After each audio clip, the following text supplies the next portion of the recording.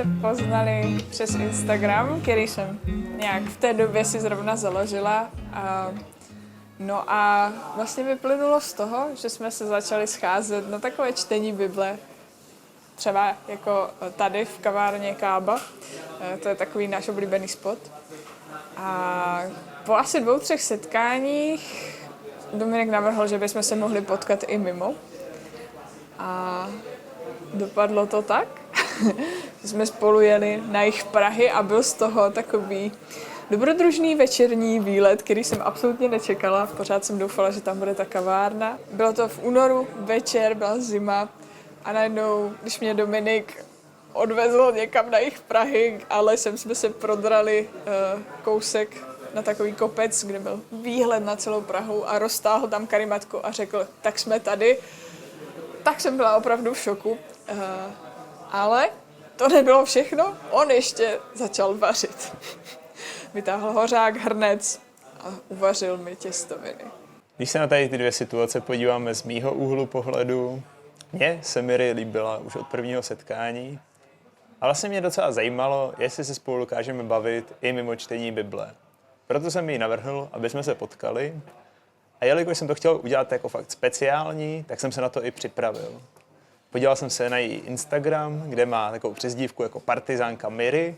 A z toho jsem usoudil, že je fakt dobrý udělat něco dobrodružného, na co do konce života nezapomene. Takže jsem zbalil tašku, kuchařský vybavení, plynový vařič a odvedl jsem ji v 9 večer do lesa, kde jsem prostě uvařil svoje oblíbené těstoviny a prostě byl to super večer, skvěle jsme pokecali a já jsem to hodnotil jako úspěšný. Přátelé, hlasíme se vám živě, tedy řekněme z Prahy. Čudí nám tady hrnec, je navařeno a Miriam zatím neutekla, takže to beru jako pozitivní aspekt. Miriam, co si o to myslíš? Já jsem v šoku. Ale mám hlad. Dobře, zatím vítězí biologické pudy. Další den jsem byla dokonce na sebe naštvaná, že jsem s ním šla do toho lesa. Tak trochu jsem se s ním o tom bavila, on to moc nechápal, proč to byl špatný nápad, ale já si myslím, že prostě holky by neměly chodit do lesa s někým, koho znají 3 týdny. Když jsem usoudila, že Dominikovi social skills jsou takové slabší, nicméně na čtení Bible, které nás oba bavilo a zajímalo, tak jsme se domluvili, že budeme v tom pokračovat dál. Scházeli jsme se každý týden a on mě doprovázel domů a my jsme si taky hodně psali v tu dobu. Začal mi občas dávat takové jako komplimenty, tak jsem si říkala, to je trochu divný, ale OK. A takhle ty komplimenty pokračovaly až vlastně do jednoho večera, kdy jsme spolu strávili fakt jako asi 6 hodin. A já jsem si tam poprvé uvědomila, že je to fajn kluk. Další den jsem měla totálně úplně spoustu věcí ve škole, byla jsem na návštěvě a najednou mi někdo volá. A bylo to, dáme jídlo a chtěli mi dovést zásilku. Rozhodnul jsem se, že jí udělám radost a tou dobou jsem ještě pracoval v restauraci a nechal jsem svoji kolegyni, aby nachystala pro Miri takový speciální palačinky. A protože jsem jí chtěl překvapit, tak jsem svýmu šéfkuchaři dal telefon na Miri, aby jí zavolal a prezentoval se jako dovážková společnost. Nemůžeme najít vaši adresu, vezmeme vám jídlo, máte objednané jídlo a nevím, na které adrese se nacházíte, jestli nám můžete poradit. Jsem někde stala chyba jestli jste doma nebo v práci nebo ve škole. Nevím. Miriam, zedničko, tady tu mám, no. Tady tu mám v systému, ale mám tady problém nějak vás dohledat, prostě tak nevím, kam vám to máme zavést. Nevím, možná jste to neobjednávala vy, možná já nevím, ale je to na vaše jméno, no, takže... No. A budete na který, jste v práci, nebo jste u sebe? My to už máme na cestě, než to proběhne, že nám jenom řeknete, na který adrese, my už to máme naložený, jen můžeme být u vás do pár minut, na návštěvě. Aha. Na návštěvě je dobře, no, tak nevadí.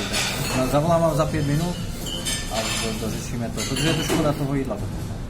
Já jsem to samozřejmě odmítla, protože jsem si nic neobjednala a přišlo mi divný, že znají moje jméno a že jenom chtějí vědět, kde se vlastně nacházím, aby mi to dovezli, ale říkala jsem si, že to asi bude nějaký podvod a trochu mě to vyvedlo z míry.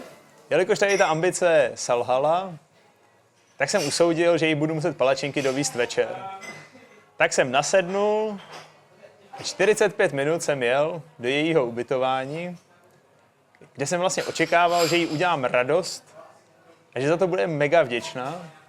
Ale v ten moment, co vlastně Mary začala sestupovat ze schodů, tak spíš nevypadalo, že má radost, ale spíš vypadalo, že je blízko zástavě srdce.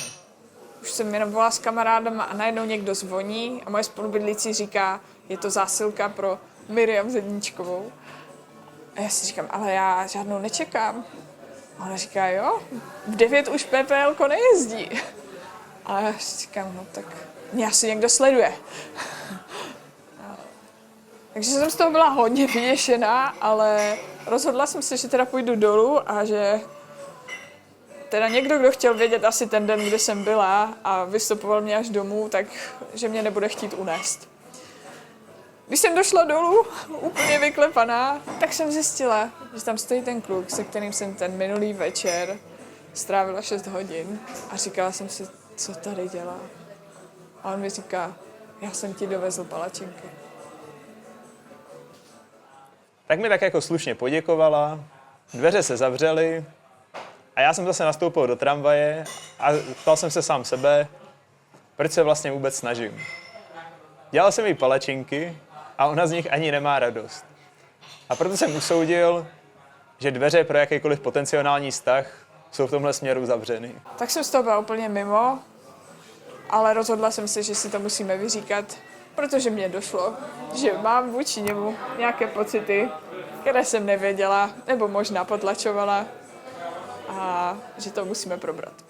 Takže ten večer, kdy jsme si tady tohle všechno měli vyříkat, jsem Dominika pozvala k nám do kuchyně a zeptala jsem se ho, jestli mě teda vnímá jako svoji kamarádku, nebo dělal všechny ty věci s nějakým úmyslem.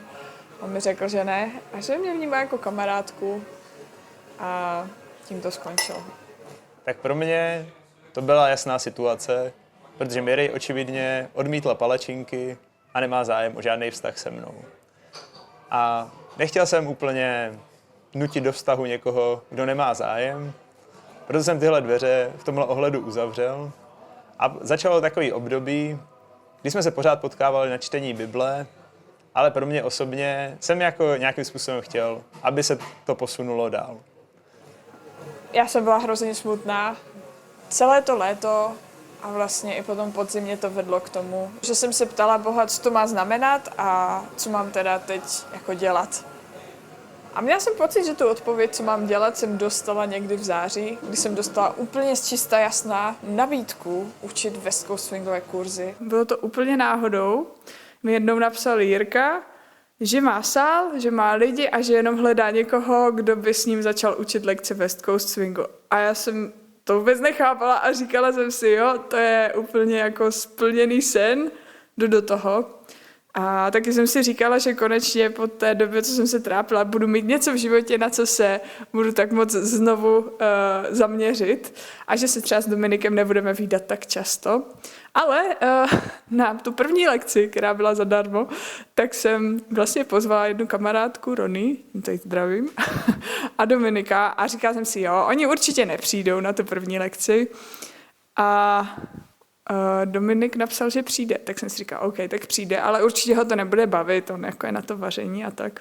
Co se týká tady té první open class a začátku Simply the West, tak já jsem vlastně si říkal, jo, dobrý, tak přijdu tu Miri nějakým způsobem podpořit, jo.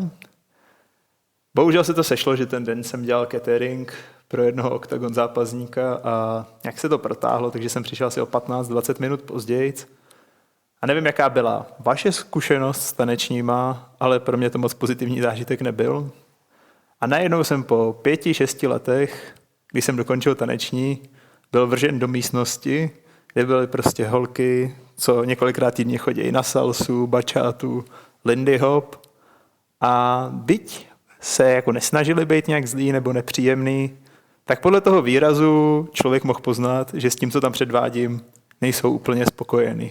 Takže jsem to nějakým způsobem absolvoval, rozloučil jsem se, došel jsem do té restaurace, kde jsem tou dobou vařil a koukal jsem tam do kuřecího vývaru a říkám si, co jsem to jenom udělal. Potom jsem došel k sobě domů, nějak tak jsem to zpracovával. Moje ego tou dobou bylo docela pošramocený. A Miri mi vlastně napsala takovou jako zprávu, že jaký to bylo a že díky, že jsi přišel. A tak jsem jí napsal docela stručně, díky moc za tu zkušenost, už nikdy to dělat nebudu. A tak Miri mi tam jako začala vypisovat, jako, že jo, já chápu, že začátky můžou být nějakým způsobem těžký, pro mě to taky úplně nebylo jednoduchý, ale tak jsem říkal, OK, ale ty máš možná talent. Ale potom tam vlastně padla taková legendární věta, co úplně změnila kurz mýho přemýšlení o tom. Miri napsala zprávu, že Jirka, se kterým to učí, tak viděl, že jsem se tam trápil. A to jsem si přečetl takhle tu zprávu, stál jsem u sebe v kuchyni a říkám, cože? Nějaký Jirka, co mě tady viděl 60 minut, bude mít keci před holkou, co se mi líbí? No tak to teda ne. Takže jsem příští týden nachystal hotovost, přišel jsem na lekce a takhle jsem to prostě před Jirku postavil a říkám, Jirko, já chci celý kurz. A Jirka se na ty peníze tak jako podíval a říká, jako fakt? Jo? A říkám, jo, jako fakt. A tím celá etapa West Coast Swingu začala.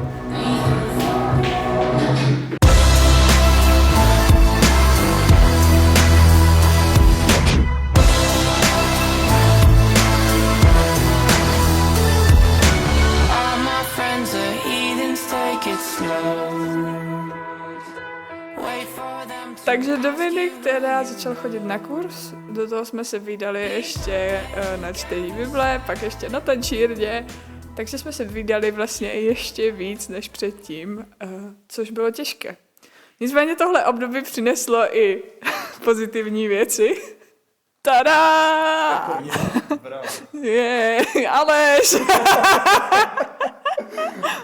Tak mý začátky ve Swingu byly dost složitý, protože jsem hledal nějaký tanec, který bych tancoval. Vyskočil na mě nějaký inzerát na Facebooku, reklama na West Coast Swing, tak jsem to šel zkusit. Pamatuju si teda první lekci úplně přesně, protože jsem tam poznal Dominika, který teda byl jako hrozně super, byl super zmatený, měl pořád smotaný nějak boty, který nosil v baťohu, většinou jednou zapomněl nebo někde ztratil. Přišel, byl takový vždycky hrozně přátelský, hrozně se mnou vybavoval a to jsem nebyl úplně zvyklý, to jsem čekal trošku něco jiného o to tancování a tohle mě k tomu vlastně jakoby přitahlo, protože to bylo hrozně dobrý. A tak jsme se ze začátku dost motivovali s Dominikem, protože mám takový pocit, že kdyby tam asi nebyl Dominik, tak by to pro mě bylo dost těžký, protože já jsem tam fakt nikoho neznal a každou lekci jsme si prostě popovídali a hrozně mě to motivovalo, abych pokračoval dál. No. Tak jsme si hodně jakoby přirostli k srdci a vyprávěl jsem mu různý svoje příběhy a on vyprávěl mě příběhy a vyprávíme do teďka. A proto ho mám tak rád. A Miri samozřejmě taky. Takový obrovský bod zlomu proběhnul v ten moment, kdy Miri na jednom setkání vlastně sdílela, že v sobě začíná řešit takový jako hluboký témata, jako manželství, partnerství a tady ty věci. A vypadala z toho taková dost špatná, že to je pro ní těžký.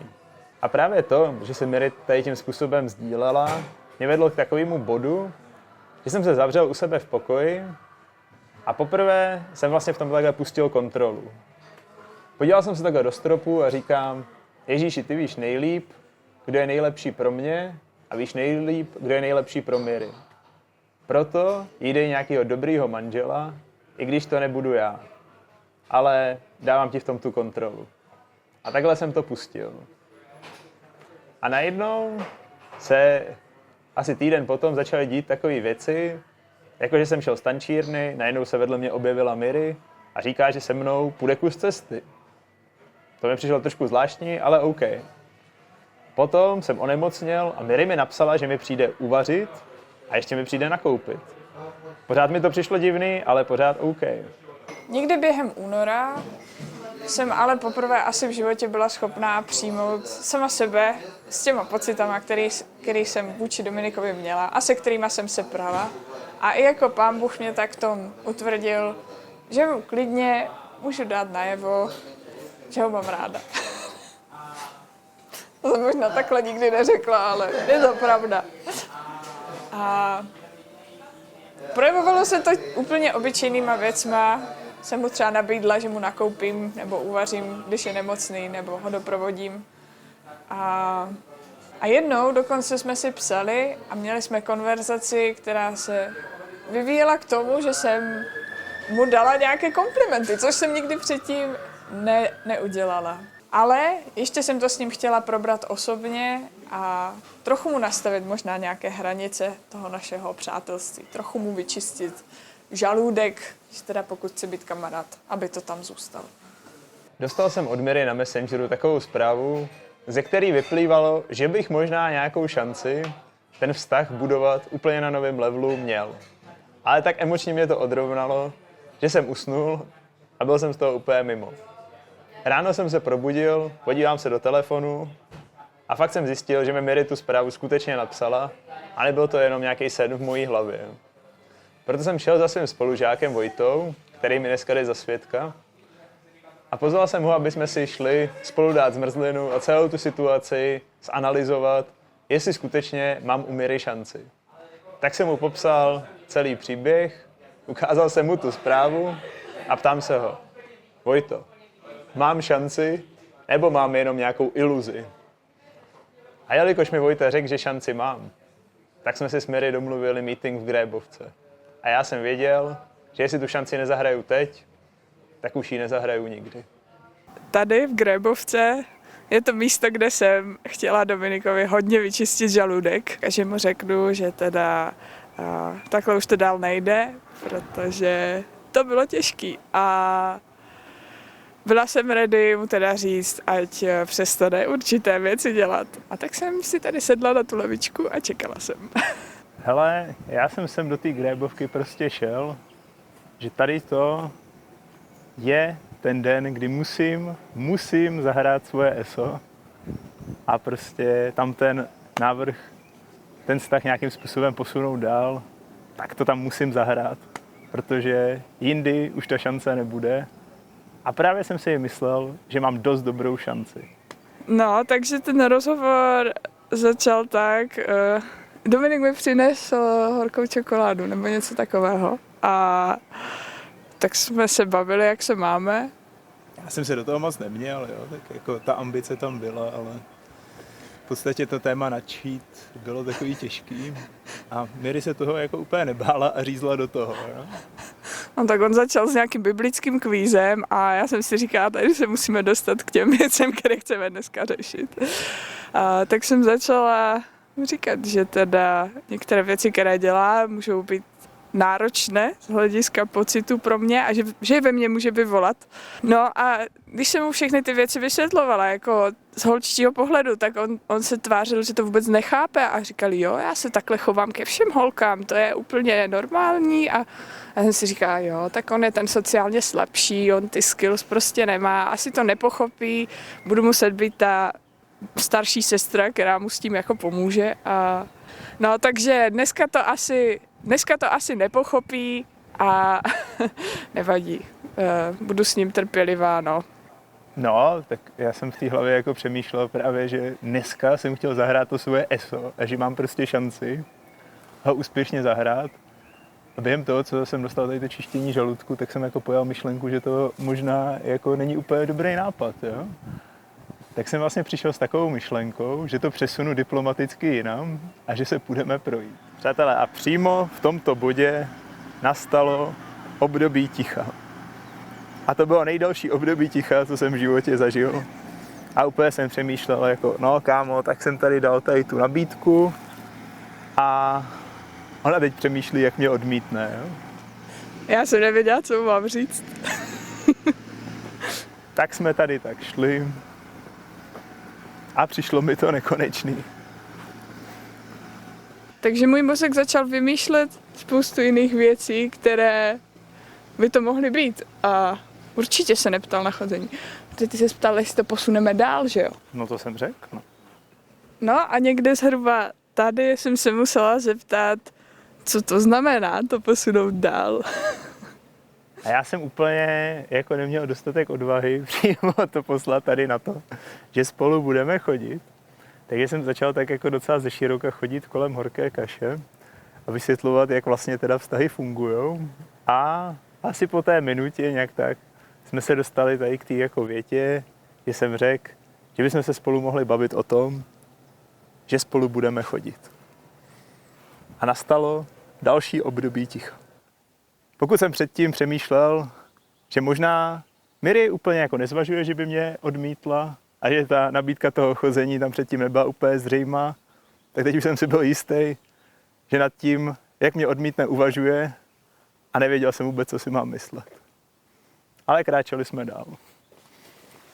A už jsme se teda dostali tady do toho místa a v podstatě já už jsem to nevydržel.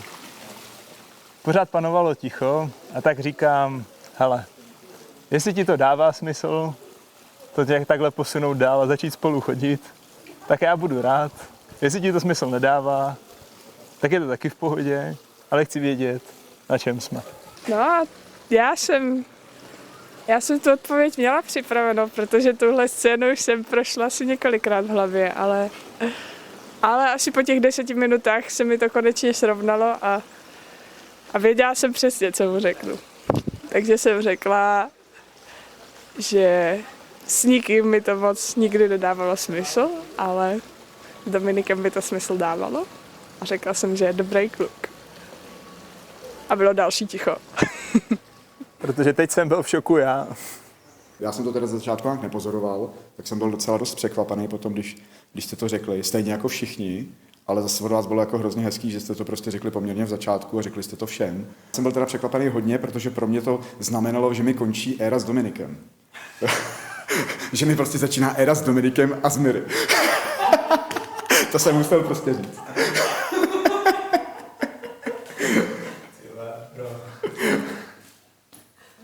Aleš mi dneska udělal účes na svatbu, takže to se vidíte tam. Aleši. Ty borče! Takhle, no já jsem věřil, že za spolu začnete chodit, to jako jsem viděl, že prostě po ní jdeš, ale nečekal jsem, že to dopadne takhle, protože ve tvým věku nebo ve věku 20 let dneska asi nikdo neuvažuje o svatbě a o takovémhle vážném vztahu, takže tomu jsem jako úplně nevěřil, to mě zaskočilo, když jsi přišel s prstínkem, ale dobrý, fandím vám a doufám, že to dopadne tak líp než většině populace dneska, no. Klobouk dolů. Klobouk dolů, bratu, blahopřeji. Po nějakým cca roce se ukázalo teda, že bychom oba měli zájem spolu začít chodit, ale každý jsme si ty signály a ty věci, co se v tom vztahu děli, interpretovali trošku jinak, než byly skutečně zamýšlený. A tak vlastně i doteď nějakým způsobem rozebíráme ty různé věci, co měly vlastně znamenat a jak to ten druhý pochopil. Bylo to hustý. Já jsem to vůbec nechápala. Já taky ne. Get lost in you. Wanna keep my eyes on you. I wanna get lost in you. Your love is high like the tide, come and pull me in. I wanna get low in your glory, see places you've been. Your words are sweeter than honey, they nourish my soul. Oh, just to know you is to love you. Come and make me whole. Take me to the river, I will swim. Chtěl bych v rámci tady toho vstupu do nového roku udělat takový významný milník a vyvedl to nejtu vás a bude dívat do konce svého studentského života. Takže já nevím, co nás všechno v životě čeká. Co tam budoucnost přinese, ale vím, že v tom chci být s tebou a milovat si jako Kristus miloval. Takže moje otázka je, jestli budeš mojí paní popravit. I'm in the river, it's rising for you. I'm all in, my soul is bursting with praises deep within. Your presence overwhelms me, it cleanses my soul. Oh, how you save me and you. Teda povím vám, ten rok byl vážně fuška. A když se na to koukám takhle zpětně, tak to stálo za to. A všechno v tom příběhu mělo svůj smysl. a vedl nás až k tomuto momentu, tak díky, že jste tady s námi a pojďme si to ještě společně užít. I will swim. Tady jsme původně chtěli mít svatbu, ale bohužel je to nepraktické, takže proto jsme v Milovicích. Your love came and washed me clean. Your love, your love.